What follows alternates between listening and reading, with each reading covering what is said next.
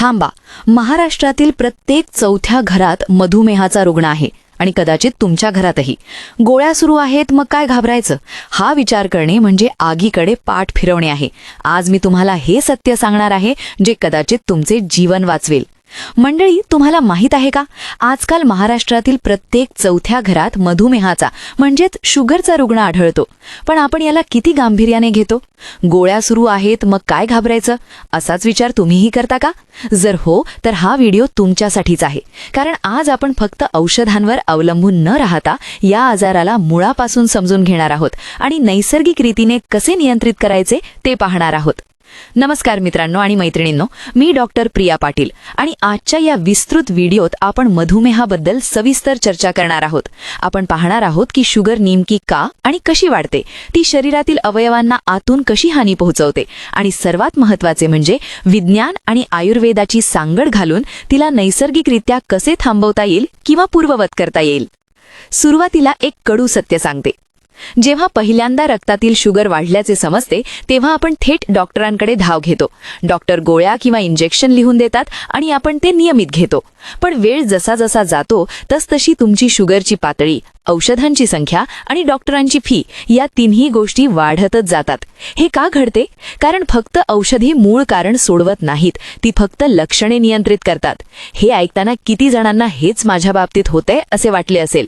मित्रांनो, तुम्हाला माहीत आहे का, आज भारतात जवळपास 9 कोटी लोक मधुमेहासोबत जगत आहेत आणि याहूनही धक्कादायक गोष्ट म्हणजे यापैकी सुमारे 43% लोकांना हे माहीतच नाही की त्यांच्या शरीरातील शुगरची पातळी आधीच वाढलेली आहे.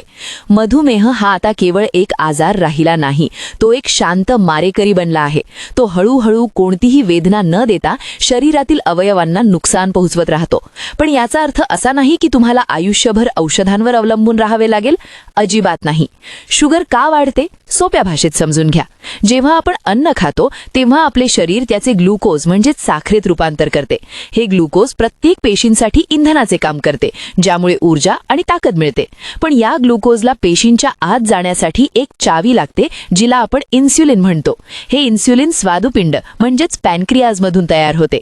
मधुमेह मुख्यत्वे 2 प्रकारचा असतो. टाईप 1 शरीर इन्सुलिन बनवणेच बंद करते, सामान्यतः लहान वयात होते. टाईप 2 इन्सुलिन तयार होते पण पेशी त्याचा वापर करू शकत नाहीत. याला इन्सुलिन रेझिस्टन्स म्हणतात. पेशींच्या कुलपाला गंज लागल्यासारखे होते. जेव्हा ग्लुकोज पेशींमध्ये जाऊ शकत नाही, ते रक्तात साचून राहते आणि रक्तातील शुगरची पातळी वाढते. दीर्घकाळ ही पातळी जास्त राहिली तर नाजूक रक्तवाहिन्या आणि नसा खराब होऊ लागतात.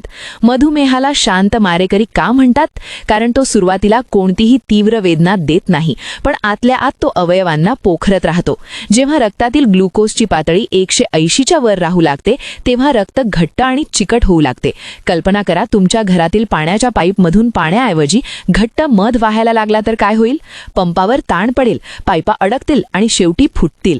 तसेच शरीरातील रक्तवाहिन्यांमध्येही घडते. हे ऐकताना मन गोठते, पण वेळीच जागे व्हाल तर हे टाळता येते. हे गोड विष 5 प्रमुख अवयवांना कसे उद्ध्वस्त करते. 1. डोळ्यांवर हल्ला.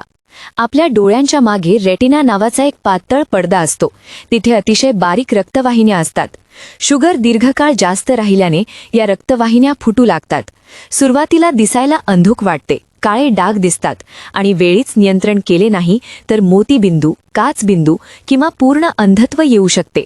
मधुमेहाच्या रुग्णांमध्ये हे धोके 2 ते 3 पट जास्त असतात. 2. किडनी फेल होणे. किडनीचे काम रक्त शुद्ध करणे आहे. यात लाखो छोटे फिल्टर्स म्हणजेच नेफ्रॉन असतात. हाय शुगर या फिल्टर्सची संरचना बदलवते. प्रथिने लघवीतून बाहेर पडू लागतात, शरीरात विषारी पदार्थ साचतात आणि शेवटी डायलिसिस किंवा किडनी ट्रान्सप्लांटची गरज भासते. मधुमेह हा किडनी फेलियरचा प्रमुख कारणांपैकी एक आहे. 3. नसा निकामी होणे म्हणजेच न्यूरोपॅथी. पायांना मुंग्या येणे, हातपाय सुन्न पडणे, जळजळ होणे ही लक्षणे शुगरमुळे नसांना झालेल्या नुकसानाची आहेत. सर्वात धोकादायक म्हणजे पायांची संवेदना संपून जाते. छोटासा घाव, काटा टोचणे हे तुम्हाला समजत नाही. यालाच डायबिटिक फूट म्हणतात. एक छोटासा घाव सडून गँग्रीन होऊ शकतो आणि कधीकधी पाय कापावा लागतो. 4. हृदय आणि मेंदूवर धोका. मधुमेह असणे म्हणजे हृदयविकार आणि स्ट्रोकसाठी आमंत्रण देणे. वाढलेली शुगर रक्तवाहिन्यांच्या भिंती खडबडीत करते, कोलेस्ट्रॉल सहज चिकटते आणि अडथळा निर्माण होतो. हृदयविकाराचा धोका 2 ते 4 पट वाढतो. मेंदूच्या वाहिन्यांमध्ये अडथळा झाल्यास अर्धांगवायू म्हणजे स्ट्रोक येऊ शकतो. 5. जखमा भरण्यास उशीर. शुगरच्या रुग्णांच्या जखमा लवकर भरत नाहीत, कारण खराब रक्तप्रवाहामुळे ऑक्सिजन आणि पोषक द्रव्ये जखमेपर्यंत पोहोचत नाहीत. जास्त साखरेमुळे जीवाणू वेगाने वाढतात. छोटे संसर्गही जीवघेणे ठरू शकतात. तोंडातील समस्या, त्वचेचे संसर्ग हे सगळे वाढतात. मित्रांनो, हे सगळं सांगून मी तुम्हाला घाबरवत नाही, उलट तुम्हाला सावध करायचे आहे. चांगली बातमी ही आहे की हे नुकसान टाळता येते. शुगर नियंत्रित ठेवली तर शरीरात स्वतःला दुरुस्त करण्याची अद्भुत क्षमता आहे.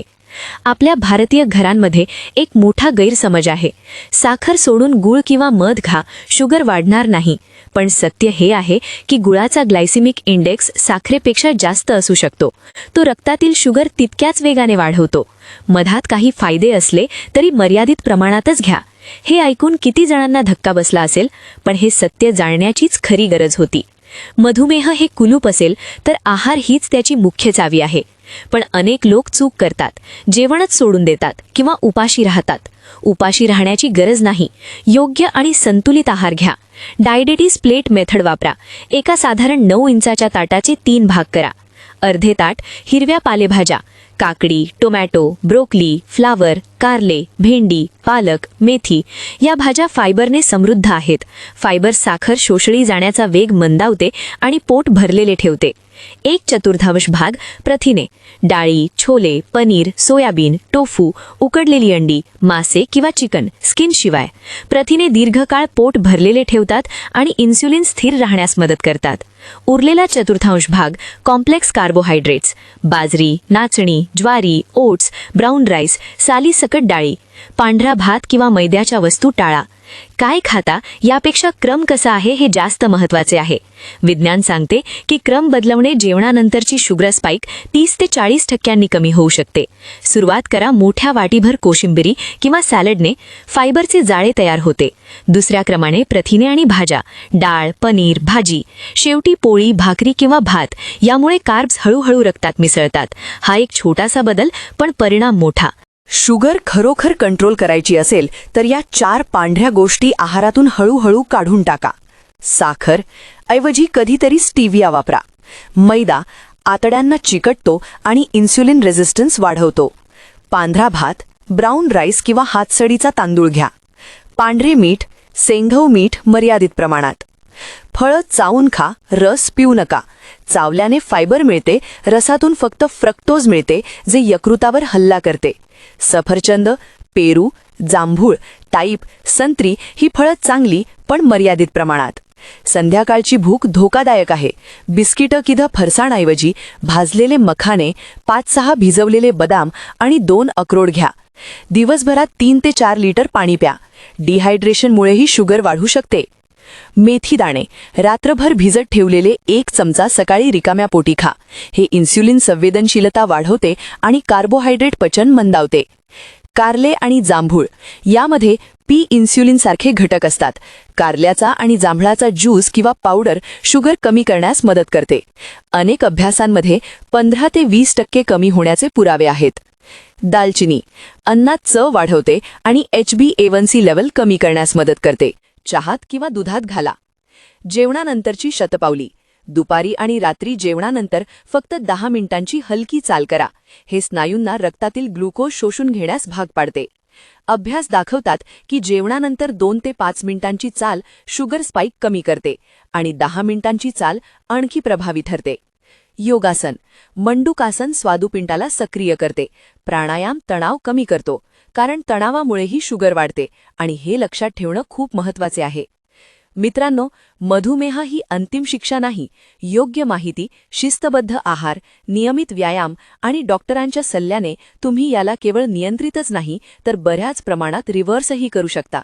जर ही माहिती उपयुक्त वाटली असेल तर लाईक करा, शेअर करा आणि कॉमेंटमध्ये सांगा पुढचा व्हिडिओ कोणत्या विषयावर हवा आहे. निरोगी रहा, जागरूक रहा. धन्यवाद.